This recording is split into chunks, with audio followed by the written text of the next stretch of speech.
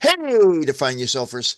Intense emotions for autistic adults like us often go beyond what neurotypical individuals might experience, both in how strongly we feel the emotions and how long the feelings and or emotions last. Now, these emotions aren't inherently negative, as you will see in this list that I'm going to be sharing with you today. However, the intensity of emotions can feel overwhelming, confusing, or even physically exhausting. In today's video, we're going to look at 8 of the most experienced intense emotions and why these emotions can be so intense for those of us on the spectrum. So, let's get started.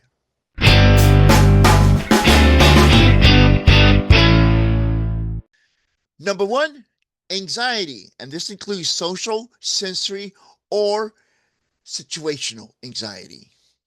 Why is anxiety so intense for us? Well, unpredictable environments, social expectations, or sensory overload can trigger anxiety that's hard for us to manage.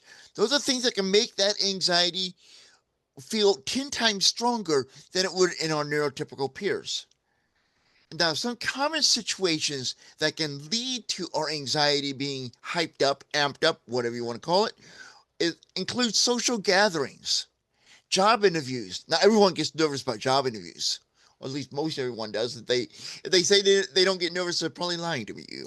But yeah, social gatherings, job interviews, loud or chaotic places, or changes in routine. Now, speaking for myself, every one of these does cause me anxiety, really heightened anxiety, which can lead to me going into shutdown or meltdown mode and just wanting to escape and retreat. So if that happens to you, hey, you're not alone. Number two, frustration. Now, frustration becomes intense for us when communication isn't understood, whether someone not understanding what we're saying or we're not understanding what somebody else is saying. Frustration can also become an intense emotion when our routines are disrupted. And when these things happen, frustration can quickly escalate to an intense level for us.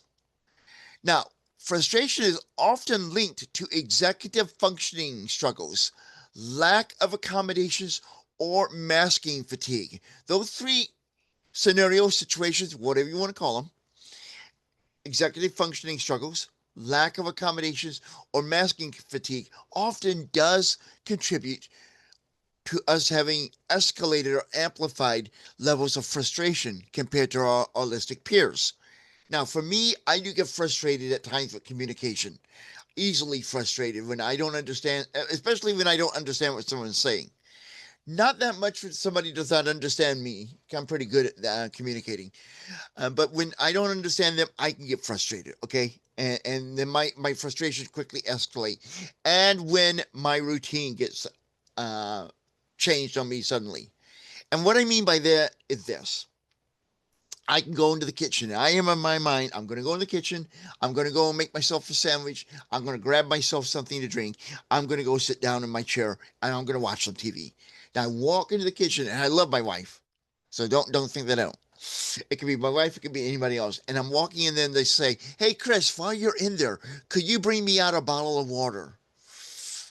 I have to hold back my frustration because now somebody has interrupted my plan, my routine, what I was going to do. And I get frustrated with that. And sometimes I get snappy with people because not because I don't want to help them. I love helping people, but it's because you interrupted my routine, my plan. Are you like that? If so, feel free to share that in the comments. Number three, anger or rage. Now, anger or rage can be a feeling we suddenly experience, or we feel in a disproportionate amount. And this often is the result of being misunderstood, dismissed, or overstimulated. Now, the important to note when we talk about anger and rage that this is rarely about being violent. Anger and rage is rarely about being violent. It's about an internal system hitting capacity. So when I talk about anger and rage, I'm not talking about you wanting to deck somebody or punching out a window. I'm talking about a feeling inside of you where you feel angry or rage and you want to yell at someone or something. And you've had enough. You reach maximum level. I go through this at times, probably, I'll be honest, more often than I would like to in my life. And we'll talk about what emotion that amplifies for me in a few moments. But I go through this at times. I do. I get angry and I get a feeling of rage during the things that we mentioned could cause them, which is, the being misunderstood, being dismissed, or overstimulated. When somebody does not understand me, I get frustrated, and that quickly escalates to anger or rage. When I get dismissed, if I tell somebody, maybe this happens to you, that I'm on the spectrum, and they say something like, "Oh, I think everybody is a little bit autistic," or, you know, something like that that we consider ableism, derogatory speech against our challenges as autistic it is individuals. That feeling of being dismissed does cause me to feel angry and rage at times. Or when I get overstimulated, sometimes I just get so much stimulation, I've had enough. And instead of telling someone, you know what, that TV's too loud, I will yell at them and I get angry and I act out in rage verbally. Does that happen to you? If so, you're not alone. Number 4, shame or guilt. Now, why is shame or guilt so intense for us? Well, late diagnosed adults, we may carry years of internalized ableism or confusion about why we feel different. Now, our shame or guilt can be triggered by masking, past trauma, or societal rejection. When we all want to be a part of community, we want to be part. I mean, especially in high school, you want to be in the in crowd. You want to be accepted. And when we don't feel we're being accepted and we experience that multiple times in our life, we are going to experience shame or guilt about ourselves because other people, maybe unintentionally, have made us feel that way. And I know I felt shameful or guilty because I don't think I'm equal to other people. And that's something I've struggled with.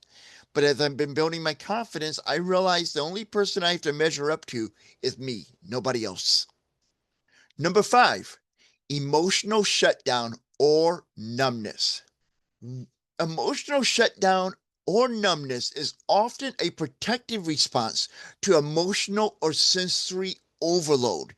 And for us, this can be a very intense emotion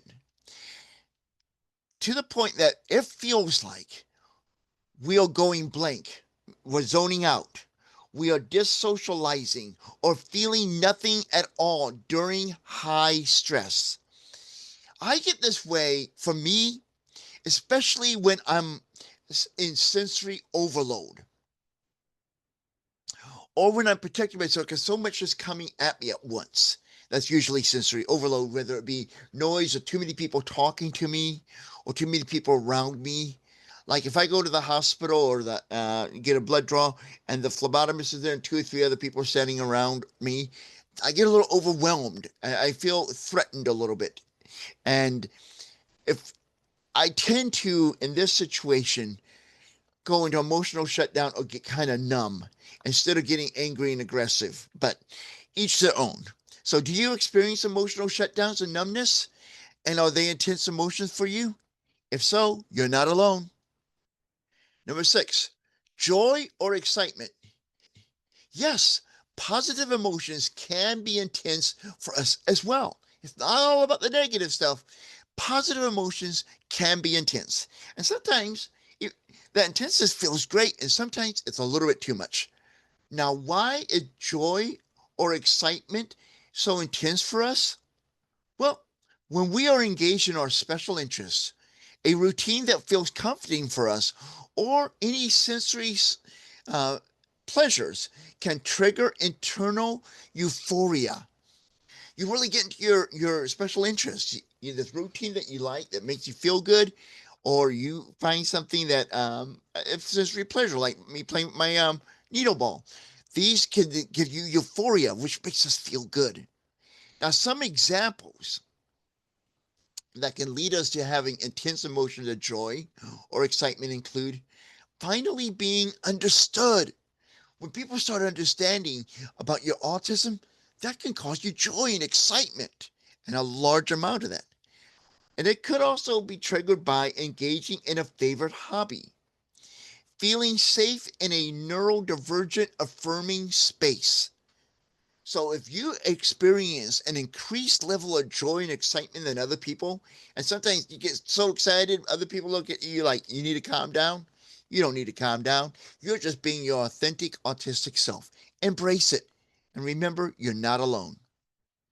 Number 7, empathy or deep compassion.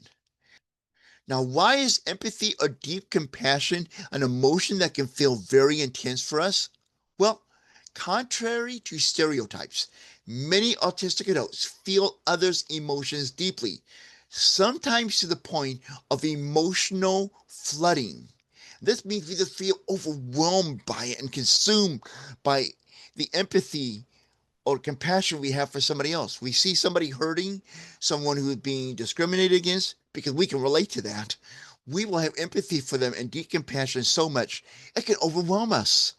Now, empathy or deep compassion can lead to burnout, especially in caregiving or high emotion environments.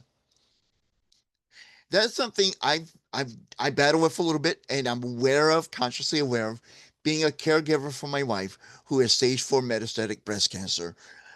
I am very empathetic of what she's going through, but fortunately for me, one way that I've managed it is, I don't know, about 10 to 13 years ago, I started volunteering at a hospital in an intensive care unit. And there, I really had a lot of empathy and for the patients, what they were going through in the families, and the compassion for what they were going through. Okay. And I came home and I was like drained. And it took me a while. And I talked to some people at the hospital and I learned how to separate. And I don't know how to tell you to do it, how to separate that strong emotions from my own, separate it. So when I come home, I'm not like, I'm just so drained out and want to go into burnout or shutdown. So that really had been a benefit to me as I deal with being the caregiver for my wife who has stage 4 metastatic breast cancer.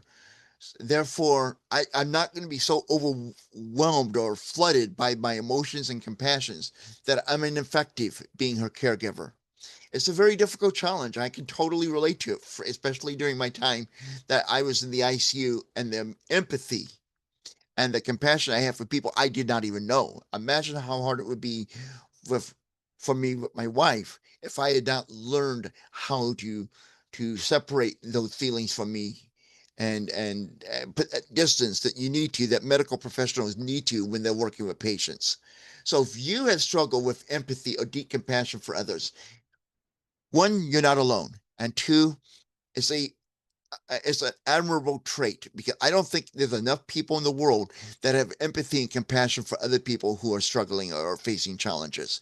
Keep that keep that empathy up. Keep that compassion up. It's a good thing. Just don't let it try not to let it control your life and interfere with what you want to achieve in your life. Number 8, overwhelm, including emotional or sensory experiences of feeling overwhelmed. Now, why are feelings of emotional or sensory overwhelm so intense for us?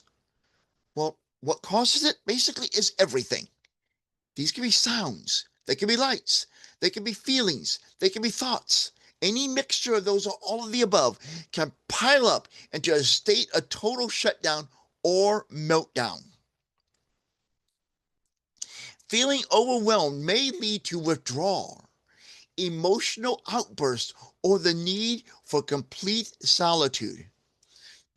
I cannot tell you the number of times I felt overwhelmed in my life and I want to withdraw from the situation. And when I can't, I experience an emotional outburst. And because I'm seeking complete solitude. I want to be alone. I need to process. I need to unwind. I need to relax. And sometimes that's not possible. And when you can't get that time, that opportunity to metaphorically release the pressure on that valve on the tank to release the pressure inside of you. What do you want to say? You can have emotional outbursts.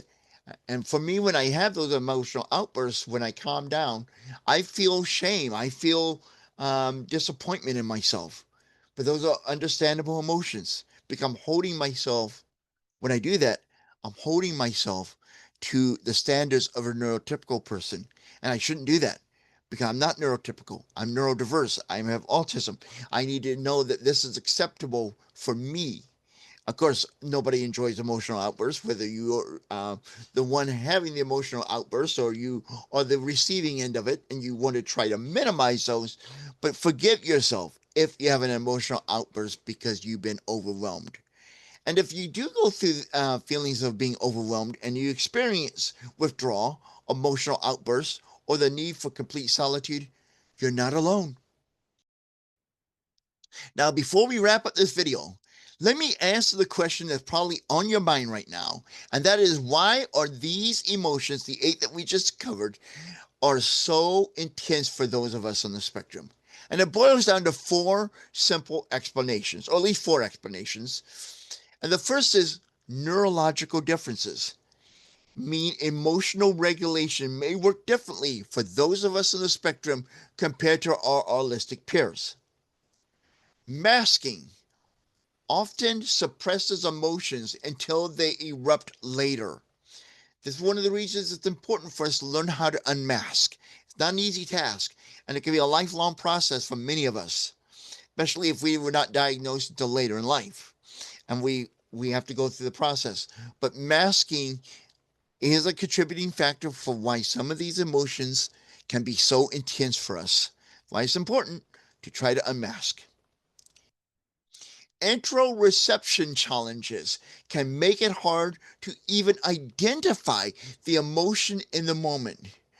I cannot tell you how many times I say to myself, I feel anxious. I feel weird. I don't feel right, and I cannot identify what emotion I'm going through because something I'm going through may not fit into one. I like things fitting into one category, and sometimes they fit into 2 or 3, and then I can't figure out which one is it. And that's one thing I challenge with. I don't know about you, but it's one thing I challenge with. Fourth reason why these emotions can be so intense for us is lifelong invalidation that we've experienced may lead to a backlog of unprocessed feelings. So all the years we've been judged as being too loud, too much, too quiet, we need to look at you in the eyes, all that other stuff we've heard. Lifelong hearing that has worn on us and worn us down.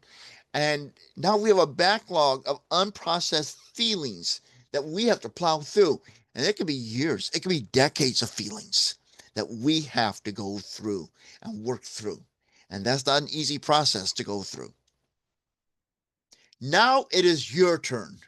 Which one of the 8 emotions are the most intense for you?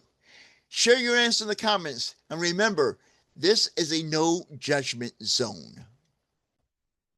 Also, please like this video to help others discover this content. Until next time, this is the Confident Autistic, reminding you that I'm always here to help you rise above challenges to live confidently autistic. And if you enjoyed this video, check out the videos that are now on your screen.